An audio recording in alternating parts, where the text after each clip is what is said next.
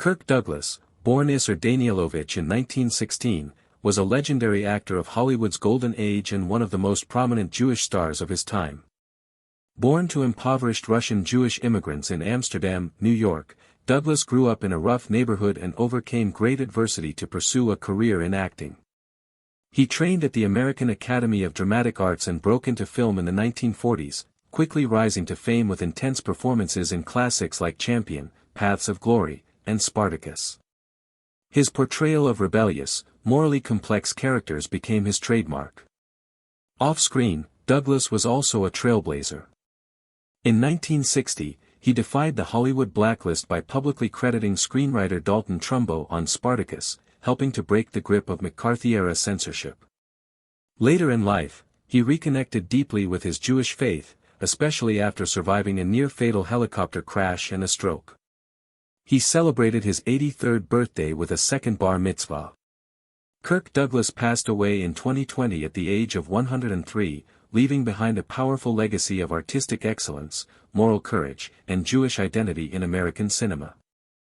Lauren Bacall, born Betty Joan Persky in 1924, was an iconic actress of Hollywood's golden age, known for her sultry voice, sharp wit, and magnetic screen presence.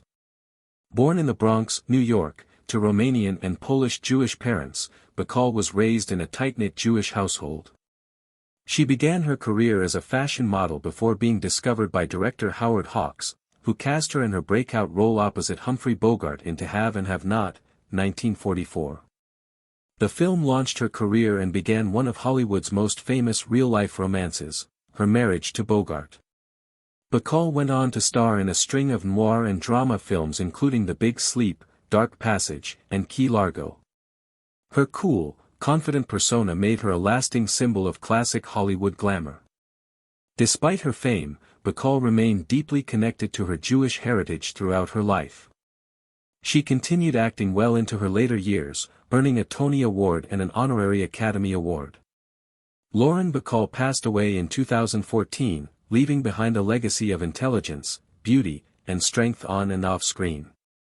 Tony Curtis, born Bernard Schwartz in 1925, was a major Hollywood star known for his charisma, versatility, and striking good looks. Born in the Bronx, New York, to Hungarian Jewish immigrants, Curtis grew up in poverty during the Great Depression and spoke only Hungarian until he was 5. After serving in the U.S. Navy during World War II, he studied acting and signed with Universal Pictures. His early roles emphasized his appearance, but he soon proved his talent in serious dramas and comedies alike. Curtis earned acclaim for his performance in The Defiant Ones, 1958, which earned him an Academy Award nomination, and gained legendary status for his role in Billy Wilder's Some Like It Hot, 1959, opposite Jack Lemmon and Marilyn Monroe. He also starred in Sweet Smell of Success, Spartacus, and Houdini. Curtis was proud of his Jewish heritage and remained active in Jewish causes throughout his life. Despite personal struggles, including addiction, he enjoyed a long and prolific career. He died in 2010, leaving behind a legacy of classic performances and enduring appeal. Edward G. Robinson, born Emanuel Goldenberg in 1893, was one of the most distinctive and respected actors of Hollywood's golden age. Born in Bucharest, Romania, to a Jewish family, he immigrated to the United States with his family at the age of 10 to escape anti-Semitic violence. Settling in New York's Lower East Side, Robinson excelled in school and later studied at the American Academy of Dramatic Arts. He rose to fame with his powerful performance as Rico in Little Caesar, 1931, which established him as the archetypal gangster in American cinema. Though best known for crime dramas, he had an incredibly versatile career, appearing in over 100 films, including classics like Double Indemnity, Key Largo, and The Ten Commandments. Off-screen, Robinson was a passionate art collector and an outspoken advocate against fascism and Nazism during World War II. Despite being blacklisted during the McCarthy era, he continued working steadily. He remained proud of his Jewish heritage throughout his life and supported many Jewish and humanitarian causes. Edward G. Robinson died in 1973, leaving a legacy as both a screen legend and principled activist. Paul Muni, born Frederick Weisenfround in 1895, was one of the most respected and versatile actors of Hollywood's golden age. Born in Lemberg, then part of Austria-Hungary, now Lviv, Ukraine, to Orthodox Jewish parents, he immigrated with his family to the United States as a child. Growing up in Chicago, Muni began acting in the Yiddish theater, where he developed his extraordinary skills in character transformation. Known for his intense preparation and ability to disappear into roles, Muni brought a rare depth to his performances.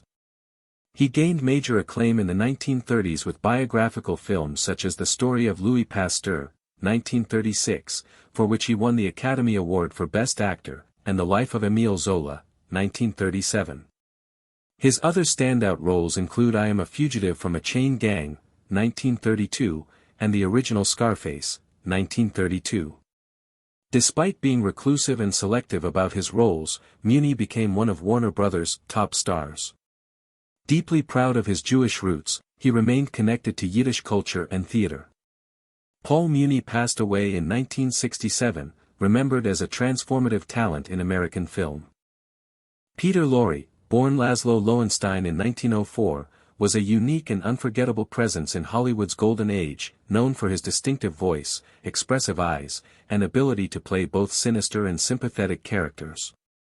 Born in Rozahiji, Austria-Hungary, now Slovakia, to Jewish parents, Lorre began acting on stage in Vienna and later gained international fame with his chilling performance as a child murderer in Fritz Lang's M, 1931, a role that showcased his extraordinary talent for portraying complex, troubled characters.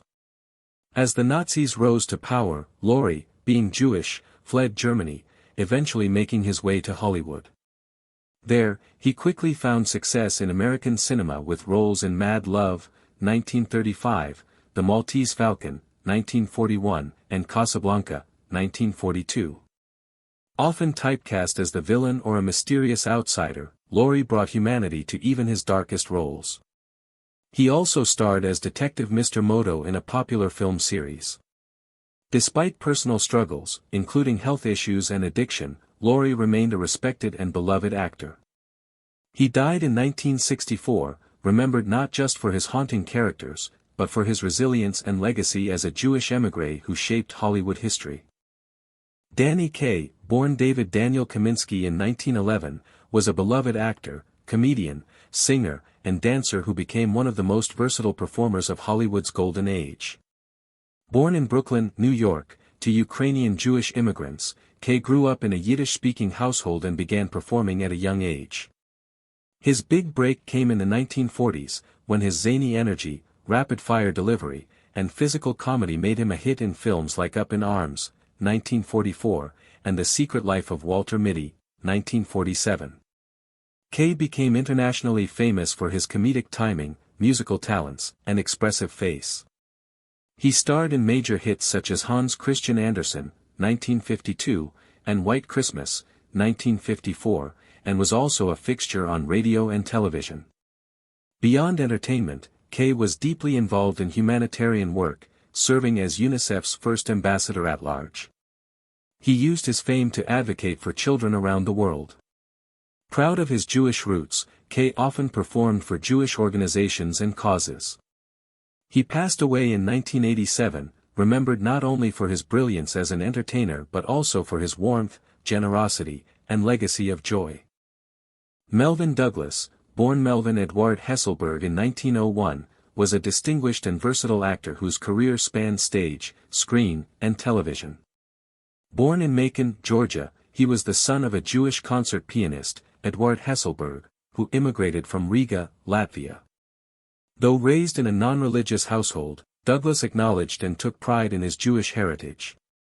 He began his acting career on the stage before transitioning to film in the 1930s, where his suave demeanor and dignified presence made him a popular leading man.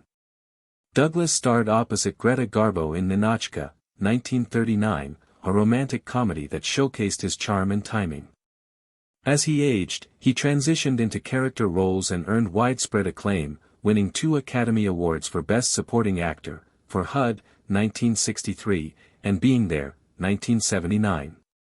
He was also known for his strong political convictions and was active in anti-fascist and civil rights causes during his lifetime. Melvin Douglas brought intelligence, integrity, and depth to his performances, leaving a mark on both the golden age of Hollywood and later generations of film. He passed away in 1981 at age 80. Hedi Lamar, born Hedwig Eva Maria Kiesler in 1914, was an extraordinary figure of Hollywood's golden age, an actress and inventor whose impact went far beyond the silver screen. Born in Vienna to a Jewish family, she initially gained fame in Europe before fleeing the rise of Nazism. After moving to the United States, she became a glamorous leading lady in Hollywood films such as Algiers, 1938, and Samson and Delilah, 1949. Lamar was known for her striking beauty, captivating presence, and strong screen charisma. But Hedi Lamar's legacy is not limited to acting. During World War II, she co-invented a frequency-hopping spread-spectrum technology intended to prevent the jamming of radio-controlled torpedoes. This invention later became the foundation for modern wireless communication technologies like Wi-Fi, Bluetooth, and GPS. Despite her scientific contributions, she was often underestimated and overlooked in her time. Proud of her Jewish heritage, Lamar balanced a glamorous career with an inventive mind. She passed away in 2000, remembered as both a Hollywood icon and a pioneering innovator. Sylvia Sydney, born Sophia Koso in 1910, was a prominent actress of Hollywood's golden age, known for her expressive eyes, emotional depth, and portrayals of vulnerable but determined women. Born in the Bronx, New York, to Russian Jewish immigrants, she began acting as a teenager and trained at the Theatre Guild School. Her early talent and intensity soon caught the attention of major studios, and by the 1930s, Sydney had become one of the era's most sought-after leading ladies. She gained critical acclaim for her performances in socially conscious dramas like Fury, 1936, directed by Fritz Lang, and Alfred Hitchcock's Sabotage, 1936. Sydney frequently played working-class heroines caught in desperate situations, reflecting the struggles of the Depression era. Her emotional authenticity and understated strength made her stand out in Hollywood's golden era of glamour. Though her film career slowed in the 1940s, she continued acting in theater and television, earning a late-career Oscar nomination for Summer Wishes, Winter Dreams, 1973. Proud of her Jewish heritage, Sydney maintained her cultural identity throughout her life. She died in 1999, remembered as a trailblazing actress of rare talent and resilience. John Garfield, born Jacob Julius Garfinkel in 1913, was a trailblazing actor of Hollywood's golden age and one of the first major stars to bring gritty realism and emotional vulnerability to the screen. Born in New York City's Lower East Side to Russian Jewish immigrants, Garfield faced poverty and hardship from an early age. After the death of his mother, he was sent to live with relatives and became involved in street gangs before finding a path through acting. He trained at the American Laboratory Theater, which emphasized naturalistic performance and would later influence the method acting movement. Garfield broke into films with Four Daughters, 1938, earning an Oscar nomination, and went on to star in classics like The Postman Always Rings Twice, 1946, Body and Soul, 1947, and Force of Evil, 1948. Outspoken and politically active, Garfield was blacklisted during the McCarthy era for refusing to name names before the House Un-American Activities Committee. The stress contributed to his early death from a heart attack at age 39. Proud of his Jewish roots, Garfield remains a symbol of talent, integrity, and resistance in Hollywood history. J Cobb, born Leo Jacoby in 1911, was a powerful and commanding actor of stage and screen, best known for his intense performances and deep, authoritative voice. Born in New York City to Russian Jewish immigrants, Cobb grew up in the Bronx and developed an early interest in music and theater. He studied at New York University and trained with the group theater, where he embraced a realistic acting style that later influenced method acting. Cobb made his mark on Broadway with his unforgettable portrayal of Willie Loman in the original 1949 production of Arthur Miller's Death of a Salesman, a role that became one of the most iconic in American theater. In film, he earned acclaim for his roles in On the Waterfront, 1954, where he played the corrupt union boss Johnny Friendly, and as the irritable juror number 3 in 12 Angry Men, 1957. During the McCarthy era, Cobb was pressured to testify before the House Un-American Activities Committee, which he ultimately did. Though controversial, he continued to work steadily. Cobb remained connected to his Jewish heritage and left a lasting legacy as one of Hollywood's most formidable character actors. Plet Goddard, born Marion Levy in 1910, was a glamorous and successful actress of Hollywood's golden age, best known for her roles in Charlie Chaplin's films and her spirited, independent screen presence. Born in Whitestone Landing, New York, she was the daughter of Joseph Russell Levy, a Jewish businessman, and Alta Mae Goddard. After her parents' divorce, she adopted her mother's maiden name professionally and largely downplayed her Jewish heritage, though her paternal lineage was Jewish.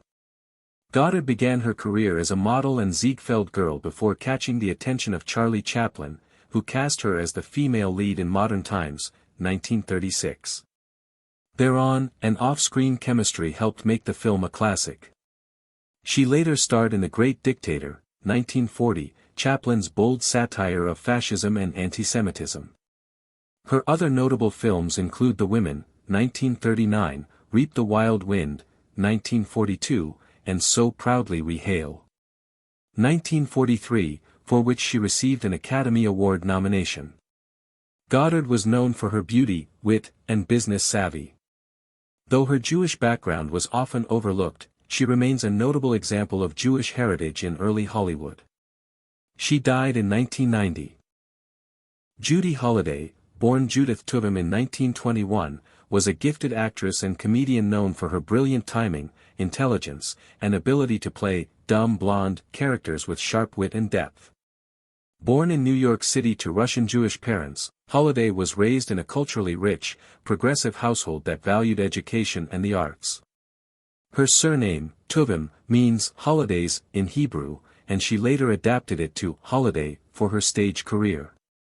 She began in nightclubs and radio before gaining national attention on Broadway in Born Yesterday, a role she reprised in the 1950 film version, winning the Academy Award for Best Actress. Though she often played naive or scatterbrained characters, Holiday was highly intelligent, with an IQ reported to be in the genius range. She starred in other successful films including Adam's Rib, 1949, and Bells Are Ringing, 1960, showcasing her talents in both comedy and music.